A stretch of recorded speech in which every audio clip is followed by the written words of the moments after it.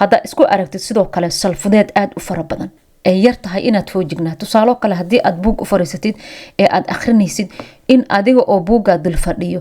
aadan buuggaa la joogin laakiin meel kale aad ka fikiraysid meel kale aad ku maqan tahay wax kale ay ku cad yihiin oo adiga oo dhan maxay aadan joogin ee maqana jooga aad tahay. السلام عليكم ورحمة الله وبركاته. أنا ونكسن داوديال ملك استودي قد داونيسان كسو دوادا ومركلة إي مقال كلا أو حيسا بدن جمعة ونكسن ما انتو مالين جمعة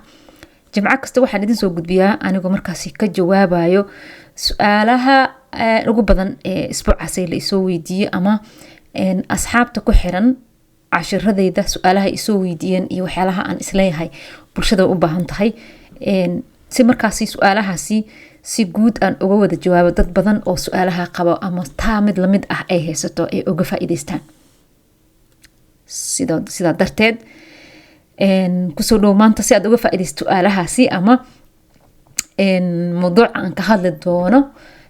mawduuca maanta aan ka hadlayo wuxuu yahay waxa la yiraahdo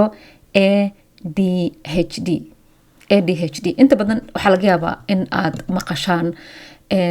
caruurta yararka ah ayuu xanuunkan ku dhacaa ama xanuunka la yiraahdo ADHD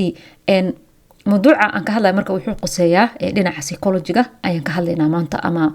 badanaa waxyaalaha dhinaca psychology-ga aniga soo qaata waxa weeyaan qaybta personality trait-ka iyo sidoo kale emotion-ka labadaas ayaan inta badan xoog saaraa maanta marka mawduuca waxaan ku soo qaadan doonaa astaamaha ama waxyaalaha lagu garto qofka in uu hayo ama uu dareemayo ADHD waxaa jirto caruur aad u fara badan oo marka baaritaano lagu sameeyo la yiraahdo waxay qabaan ADHD Norwegiga waxa lagu yiraahdaa adahooda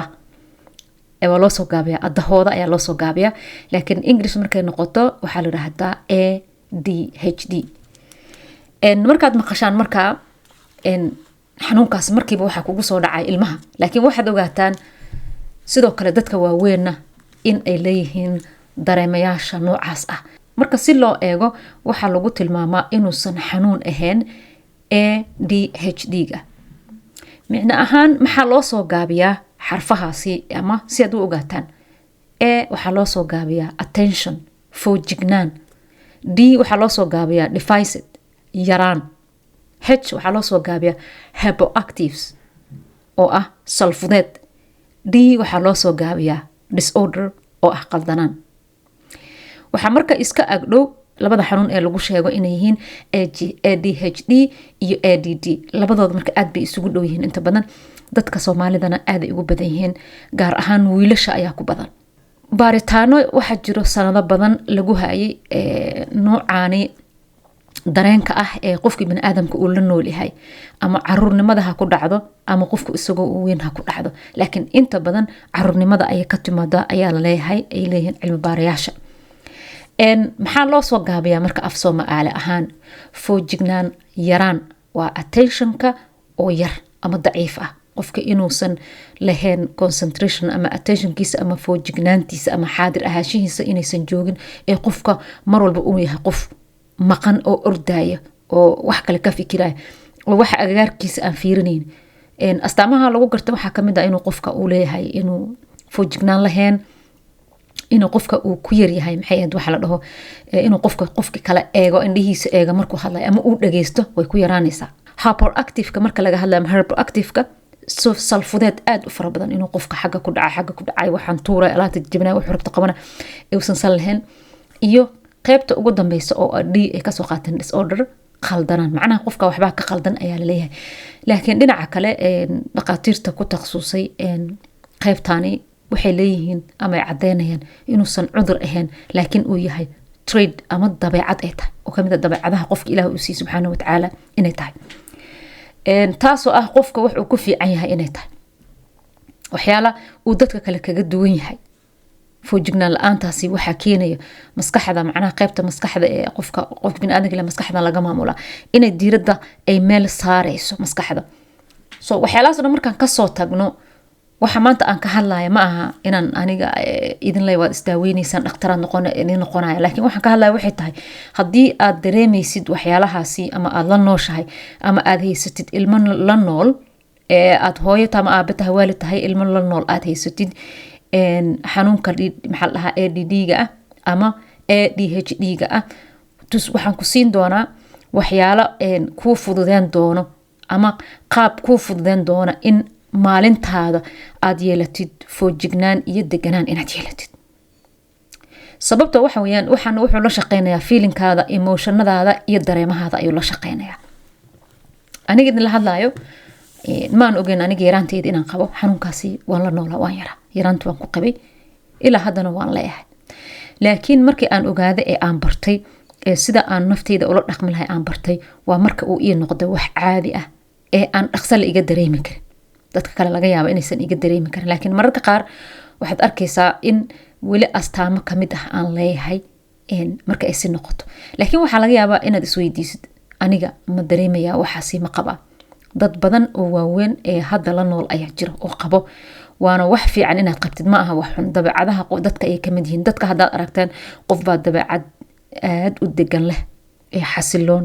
qof baa dabeecadiisa ama fudfudeed u dhashay ee fudud, daf badan, qof baa aanba jawaabinba marka lala hadlo. dadkan dabeecadahaasi aad aragteen ama shakhsiyadahaas faraha badan ee dadka ay leeyihiin waa wax rabaani ah. waxaana loogu talagalay qof kasta tradekiisa ama dabeecadiisa in si ay ula falgasho dadka kale. taa marka inaan fahanaa ayaa muhiim ah. ee haddii aan dabeecadahaasi leenahay si micno leh ee caafimaad qabta aan ula noolaano dabeecadahaasi ilaahay una siiyo subxaana watacaala ee aan leenahay, ee aan dadka kale kaga duwanahay. haddaba waxyaalaha ugu muhiimsan ee haddii aad isku aragtid inaad leedahay foojignaan la-aan, inaad leedahay fara badan, inay foojigankaada ay yar tahay inaad foojignaa. tusaalo kale haddii aad buug u fariisatid ee aad akhrinaysid, in adiga oo buuggaa dul fadhiyo aadan buuggaa la joogin, laakiin meel kale aad ka fikiraysid, meel kale aad ku maqan tahay, wax kale ay ku cadyihiin oo adiga oo dhan maxay aadan joogin ee maqana jooga aad tahay. haddaa isku aragtid sidoo kale salfudeed aad u fara badan, wax kasto aad doonaysa inay hadda kuu qabsamaan, hadda inay sameysmaan, hadda inaad yeeshid, in waxba aadan sugi karin. dadka waxbay sugaan, waqtiga qaataan, waqti aadan qaadan karin. aad doonaysa wax alaala waxaad maqashay hadda inaad heshid, wax alaala waxaad maqashay hadda inaad qabatid. inay ku dhibayso inaad cabaar meel fadhidid oo aad deganaan keligaasi conscience leh aad ku fadhidid, hadday ku dhibayso oo aad u salfududahay oo aad wax walba adoo mar hore gacanta la galay ee sameeyey aad arkaysid. waa qaybtan harbor activeka ayaa kamid tahay oo ah in salfudeed fara badan aad leedahay. isla markaana aad isleedahay waxbaa iga qaldan, attentionkayga wuu maqan yahay, ma iskontarooli kari, ma xakameyn kari, hadalada goor aan ka jawaabay horta ma ogaan kari, su-aalaha la ii weydiye dhar qaladii sax, macnaha kontaroolka ayaa kaa maqan. inta badanna waa wax iska caadi ah, uma aragna anaga wax xanuun ah. haddana dhinaca kale waxaan u baahannahay si caafimaad qabta inaan ula noolaan. haddii aad isku aragtay markaa dhammaan astaamahaasi ama dareemahaasi aad leedahay, emotionkaada uu sidaas yahay, maxaa tala ah ama maxaad sameyn kartaa ayaan kula wadaagayaa. waxa ugu muhiimsan ama qodobka koowaad ee marka ugu horeyso lagaa rabo waxay tahay, waxaad ogaataa aad markiiba qabsataa horta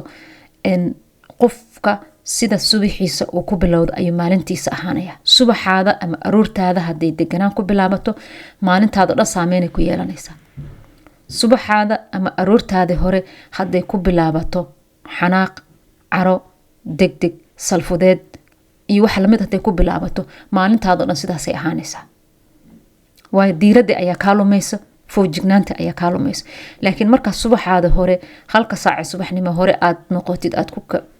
ku dhaqaaqdid ama aad ku dadaashisaad maalintaada ku foojignaan lahayd ama aad ku deganaan lahayd, inta kale maalintana way ku anfacaysaa. haddaba markaa si aad ku deganaatid maalintaadana ay kuu noqoto maalin aad foojigan tahay ee aad xaadir tahay, maxaan u baahannahay? habeenkii marka aad seexanayso, fiidkii intaad seexanin ka hor, waxaad qaadataa buug iyo qalin, waxaad qorataa waxyaalaha beri aad qabanaysid. taas waxay kuu fududeynaysaa subaxaada inay ku bilowdad subax degan inaad ku bilowd ee aad og tahay waxaad qaban lahayd, maadaama ay kuga adag tahay foojignaanti, maadaama salfudeed badan aad leedahay, maadaama aadan wax badan sugi karin, maadaama waxaa laga yaabaa maalintii 10 meel oo aan lagu dirsanin inaad farax la gashid, waxyaalo badan ee ku yaala inaad ka tagtid ayaa laga yaabaa fudeedkaa dartiis. sida darteed habeenkii qorshaha berri samayso waxaa qorataa 10 shay 4 shay 5 shay wixii aad qaban lahayd habeenkaas ma ee berrito aad qaban lahayd qoro subax markaa soo toosid marka 6 su'aalood ayaad isweydiinaysaa 6dan su'aalood subaxii aroortii markaad salaadaada dukatay aad duceysato kadib buugga soo qaado qalin soo qaado ilaa aad caadadan kala qabsanayso waa inaad everyday samaysaa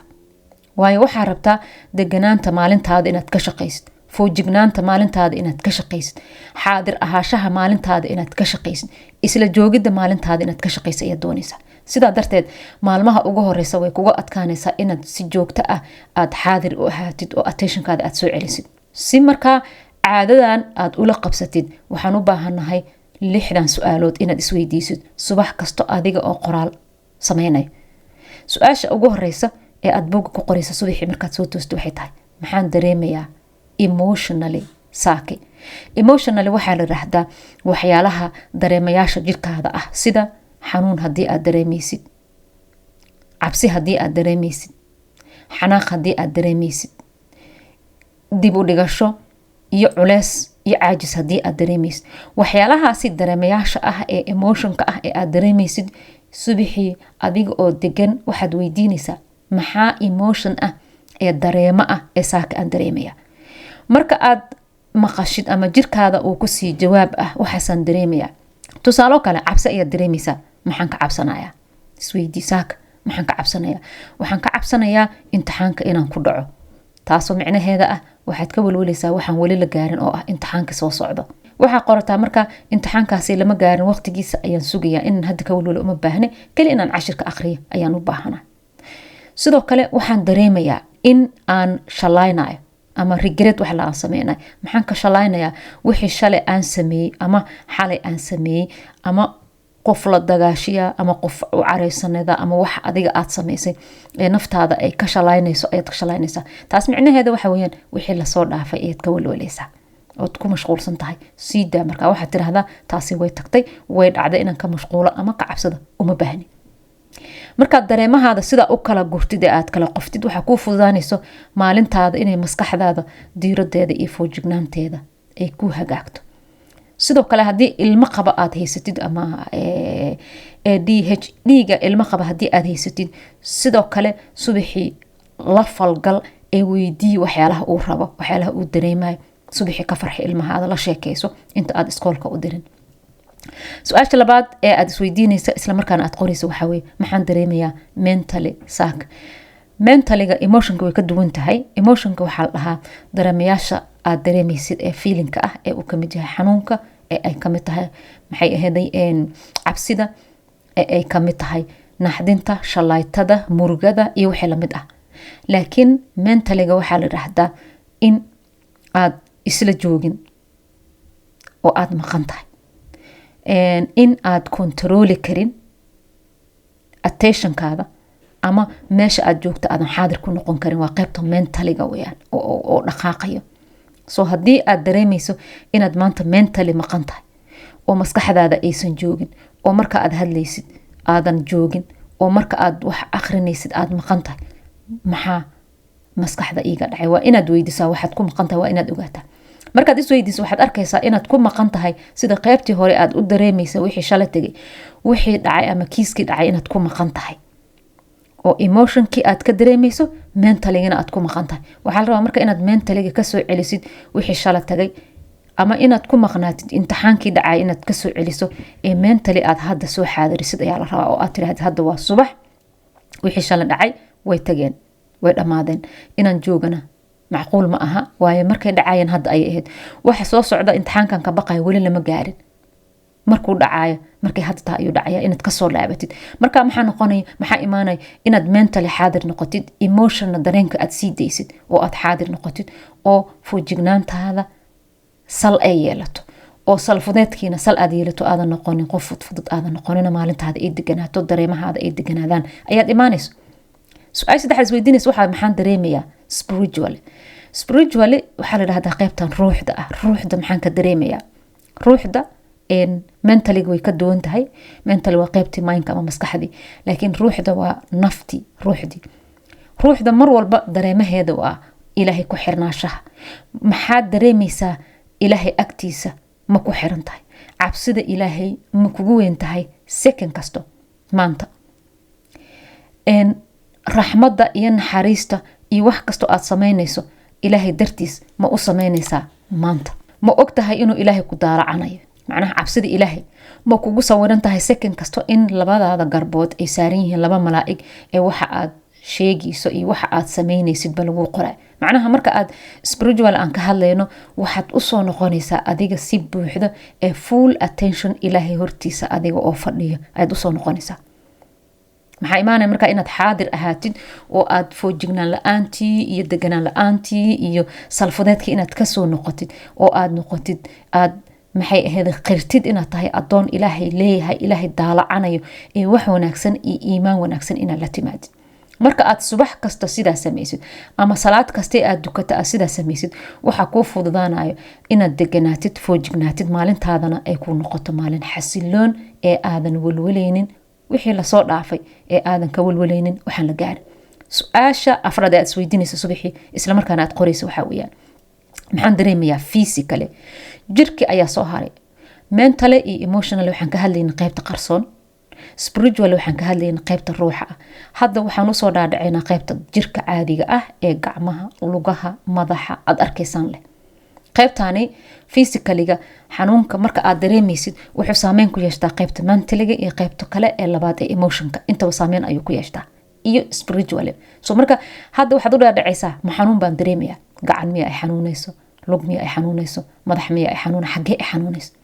so xanuunka naftirkiisa wuxuu noqonayaa qayb emotion ka mid ah haddana jirka aad ka dareemaysa so jirka maxaan ka dareemayaa waa inaad la socoto xanuunadaada oo aad tiraahdaa maxay ku dhaceen xanuunka maxaa keenay